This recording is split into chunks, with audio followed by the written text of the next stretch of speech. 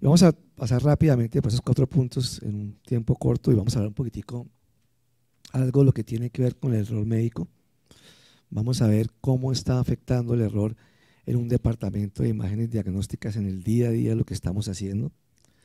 Vamos a hablar un que tiene que ver en la forma en que enfrentamos el error y la resiliencia de cada uno de nosotros. Y después vamos a contar algo de un programa que llevamos trabajando con la doctora Cifuentes que está manejando y cómo manejamos ese error para poder aprender del error, que es lo más importante. Y aquí viene algo interesante y es que tenemos que entender que parte de nuestro ejercicio siempre está presente el error y eso no va a cambiar. Siempre vamos a tener esa posibilidad de equivocarnos y eso no significa que seamos incompetentes, sino que estamos en un ejercicio humano en donde las variables no son predecibles. Si estuviéramos en la facultad de ingeniería, pues probablemente sería más fácil, pero estamos en la facultad de medicina y cada uno de ustedes es totalmente diferente al que está al lado y hay variables diferentes, enfermedades diferentes y si eso le metemos diferentes procesos, pues obviamente nos implica a equivocarnos.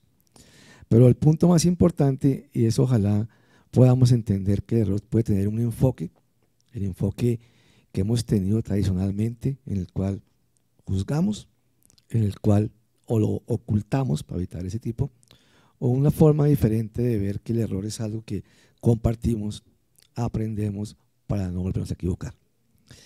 En medicina ha habido unos cambios dramáticos y este fue tal vez un libro trascendental en el ejercicio de la medicina publicado en el año 99 y fue este libro que nos decía que errar es humano. ¿Cuánto nos demoramos para darnos cuenta que errar es humano? Y este libro lo produjo el Instituto Norteamericano de Salud y fue tan importante que en el año 99 el presidente norteamericano Bill Clinton, basado en ese libro, sacó una política diferente en Norteamérica que tenía que ver con calidad y seguridad de los pacientes. Este libro en ese momento decía que aproximadamente 98.000 personas morían en Norteamérica atribuibles a errores médicos o dificultades en hospitales. Eso era mucho más lo que estaba muriendo en su momento gente por SIDA o a veces por cáncer. Esto era una magnitud gigantesca y esto despertó a todo el mundo de lo que puede estar pasando en los hospitales y nos convertía en un sitio terriblemente inseguro. O sea, ya uno le dice, yo como que en un hospital probablemente me daría muchísimo miedo ir porque mire lo que está pasando. Esto pues obviamente llevó a que, estamos acá, estamos, sí, ya, pues acá, ya, ahora sí. Y esto ha sido analizado, y esta fue una publicación muy importante, publicado en JAMA y en Lancet, y es que ha pasado después de más de 20 años de haber salido esta publicación, y donde dicen, hombre, realmente sí ha habido algunos avances, desafortunadamente no consistentes en todos los hospitales, en algunas áreas. Por ejemplo, hemos trabajado muchísimo en disminuir las infecciones dentro de hospitales. Hemos avanzado muchísimo en seguridad para no aplicar medicamentos de forma equivocada, pero mire que nos muestran que hay unas áreas que son muy importantes en las cuales hay que mejorar. Y una de ellas tiene que ver con errores diagnóstico y uso de la tecnología. Nos está llevando a eso probablemente a equivocarnos y obviamente a afectar a los pacientes. Y si lo miramos desde el punto de vista de lo que aquel día que nos graduamos en la Facultad de Medicina, en la mía por lo menos nos tomaban el juramento hipocrático y decía algo que es lo primordial: no hacer daño. Si usted ya hace eso, ha avanzado mucho en medicina. No haga daño. Y esta es la publicación del 2018. Norteamérica, que es uno de los países más regulados en medicina, probablemente tiene regulaciones y datos más de lo que tenemos en Latinoamérica y probablemente que en Europa se calcula que 250.000 muertes podrían ser atribuibles directa o indirectamente a dificultades en el manejo de los pacientes o por error médico. Esto realmente nos crea un gran interrogante y es pensar, entonces, ¿qué hacemos? Como dirían Houston, we have a problem. ¿Qué vamos a hacer para poder mejorar estas situaciones que son preocupantes?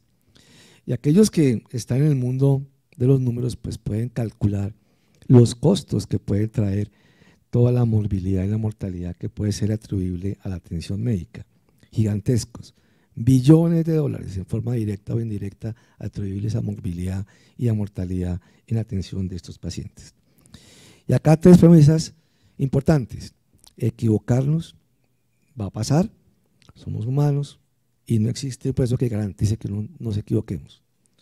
Una cosa es que taparlos es algo imperdonable, pero no aprender es algo inexplicable. No aprender de lo que nos equivocamos. Yo creo que eso es algo inexplicable a lo que deberíamos llevarnos, y si llevan esa diapositiva para casa, yo creo que eso es lo más importante cuando hablamos a sus hospitales y sus centros. No aprender de lo que hemos hecho mal sería algo inexplicable.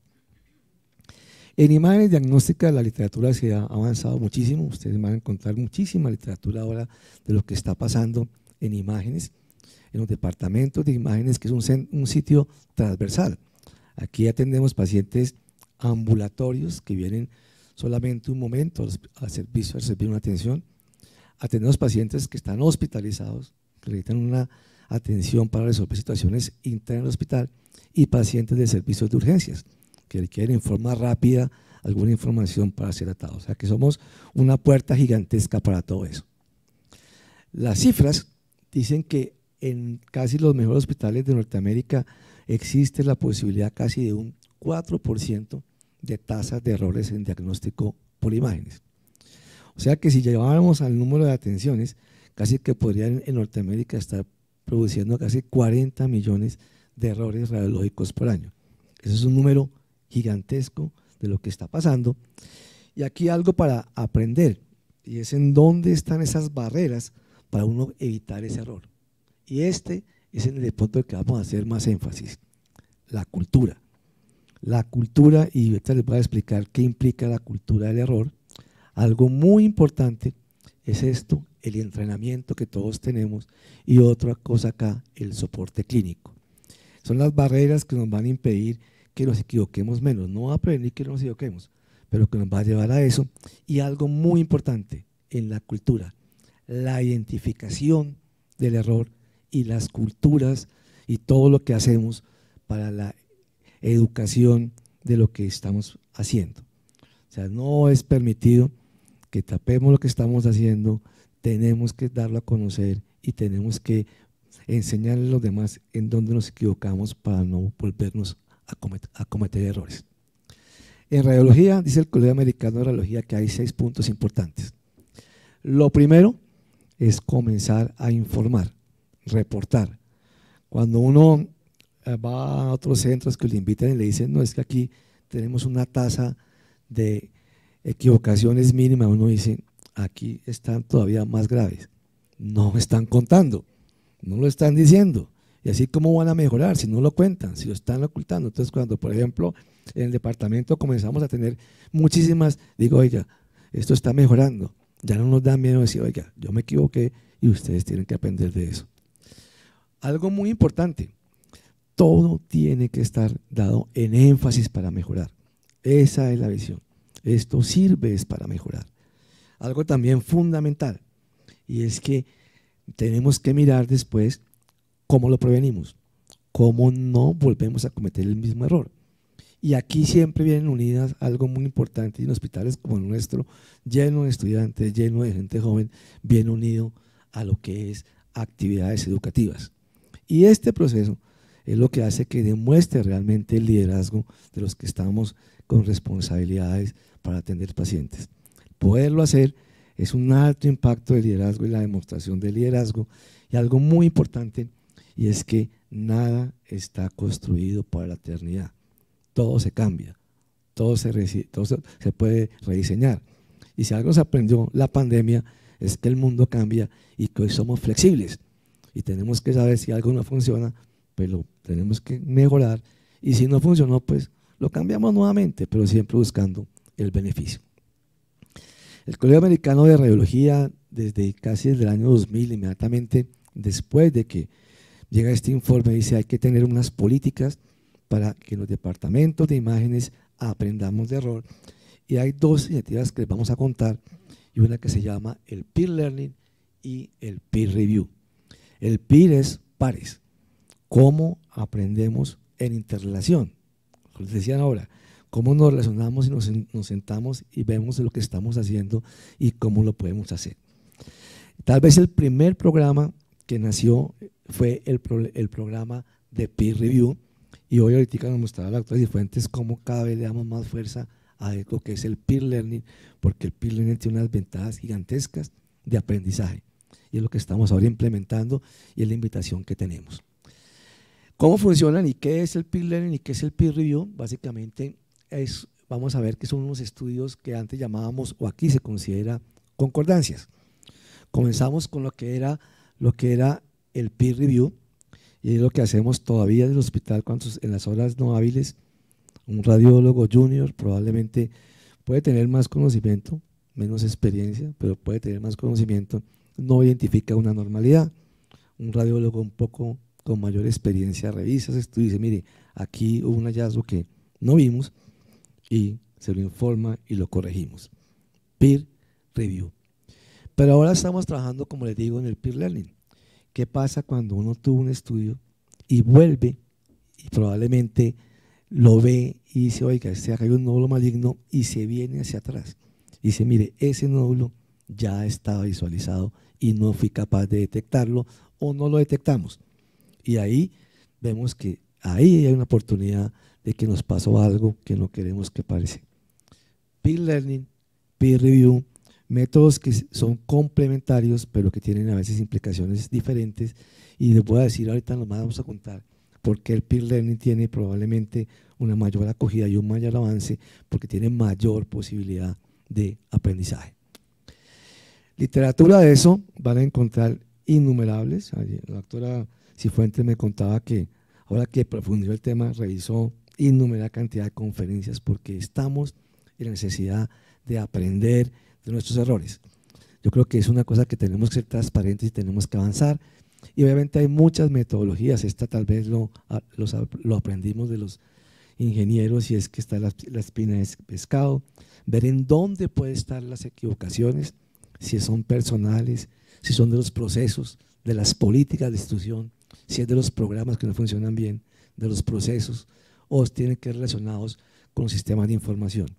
De cada una de esas situaciones que estamos viendo, tenemos que buscar en dónde tomamos medidas correctivas, que pueden ser en una o en muchos lugares, que para hacerlo y para poder seguir avanzando.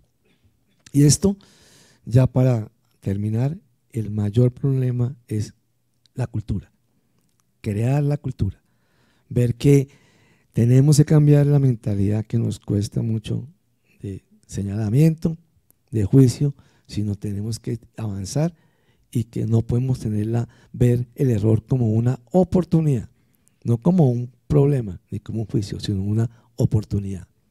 Y por eso, para hacer una cultura adecuada, hay unos ingredientes. El primero, comiencen a hablar de seguridad en sus centros. ¿Qué es lo seguro? Que se vuelva un tema frecuente, hablar de seguridad. Algo muy importante, siempre decir cómo lo vamos a hacer mejor, oportunidades de mejora. Algo que es fundamental en estos casos, no olvidar que siempre hay una segunda víctima, y la segunda víctima es el que se equivocó.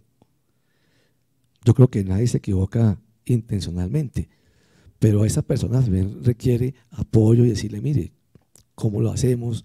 ¿Cuál fue su análisis? Acompañarlo. A veces en este mundo egocéntrico de la medicina, que nos enseñaron que no nos podemos equivocar, y que si nos equivocábamos éramos porque éramos malos médicos, esto es sumamente importante. Lo otro es que hay que buscar reportes fáciles para que la gente se sienta tranquila de reportar sus dificultades, sus errores, y tiene que crearse un método que les mostremos sea ágil, y que uno pueda decir, mire, yo quiero reportar esto. Algo también muy importante, no hay una talla única. Cada hospital tendrá que ver cómo lo monta en su hospital. Probablemente el sistema que vamos a mostrar acá de la fundación podrá ser no práctico en otro centro, y hay centros que probablemente lo puedan hacer mejor que nosotros, y seguramente tendremos que ir a aprender de ellos. Siempre hay que tener un numerador y un denominador, porque a veces somos demasiado injustos y decimos es que el doctor Romero siempre se equivoca. Entonces no, es que el doctor se equivocó en uno de 5.000 que vio. O sea, hay que ponerle los números para tener la realidad real. Siempre hay que crear conferencias o sitios para poder reunirnos en tranquilidad y en seguridad a ver lo que está pasando. Siempre hay que compartir lecciones aprendidas. Yo creo que en eso los líderes deben tomar la iniciativa, decir, mire, a su grupo, yo me equivoqué. Y ahí comienza uno y genera muchísima. Esto yo creo que hoy no es opcional. Y parte de la cultura es esto, cambiar lo que hacemos en medicina y es el señalamiento hasta llegar y pensar más en otras industrias como la industria aeronáutica, en donde los errores se ven siempre como medidas de aprendizaje, trabajo colaborativo entre el piloto y el copiloto, porque no se permiten errores que puedan tener muchísimas víctimas. Y si queremos todavía llevarlo más al plano humano, yo leo es que el Colegio Americano de Radiología sacó el mes pasado las nuevas recomendaciones para uno como radiólogo en épocas difíciles ser más resiliente. Y uno de ellos es utilice sus errores, entiéndalos y aprenda, quítese esa carga, compártalo con la gente. Es una de las formas más importantes para quitarse ese burnout y ese peso, saber que todos nos equivocamos, que si yo me equivoco, me pasó a mí, mañana al doctor Mejía, pasado al doctor Duarte, porque todos estamos en ese mismo bus. Nosotros hemos venido trabajando muchísimo en este tema. Estas son las acreditaciones que hemos tenido a nivel internacional. Muchas de ustedes ya las conocen, pero todas parten de esa base de cómo mejoramos y cómo evitamos cometer algunos errores y cómo lo hacemos. Esta es, digamos, lo que presentamos el último año en relación con peer review. Nosotros en el departamento Joint Commission, saben que estamos acreditados, pide que por lo menos el 5% de los estudios tengan una doble lectura por par. Nosotros en el departamento estamos llegando casi aquí, casi 16% de estudios tenemos doble lectura. Eso nos permitió el año pasado casi revisar 44.000 estudios por 2 radiólogos y detectar de esos 44.000, 147 no concordancias, de esos el 50% pudiese ser clínicamente significativas. 147 es un número gigante, pero son 44.000. Pero de esos 70 que ahí vimos, nos reunimos y aprendimos, y probablemente para este año intentaremos no volvernos a equivocar en eso. Aquí está más o menos lo que demuestra la literatura. La mayoría de las no concordancias tienen que ver con imagen de abdomen, en donde probablemente la variabilidad es mayor, los servicios de urgencia son más complejos, y aquí vemos que nosotros nos estamos comportando en esa misma situación. Y aquellos que además de hacer las cosas bien requieren otra motivación, pues también está la motivación económica. Hoy en Norteamérica están diciendo, aquellos centros que comiencen a tener sus programas de gestión de calidad de que hablaremos en estos días y lo puedan demostrar, probablemente Medicare va a ser consciente y va a tener un reembolso mayor para promover la calidad, y porque saben que esas personas que hacen esos programas probablemente se van a equivocar menos y van a disminuir notoriamente el costo de la atención en medicina.